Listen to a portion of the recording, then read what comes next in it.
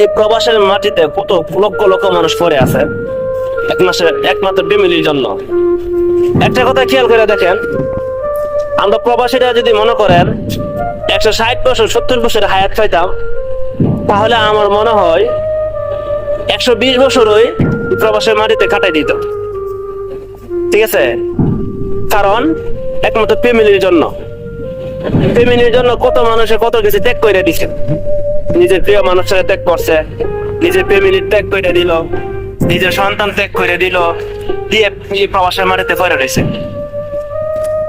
তার জন্যই বলে এই এতগুলা প্রবাসীরা যদি হাসপাতালে নিয়ে যদি চেক ইন করে, দেখবেন তো একটা না একটা রোগ ভিতরে আছে। কিভাবে যে বেঁচে আছে এই প্রবাসের মাটিতে একমাত্র যে আছে সেই বুঝে কত কষ্ট আর কত যন্ত্রণা, কত কথা ভঞ্জিত সহ্য করতে হয়।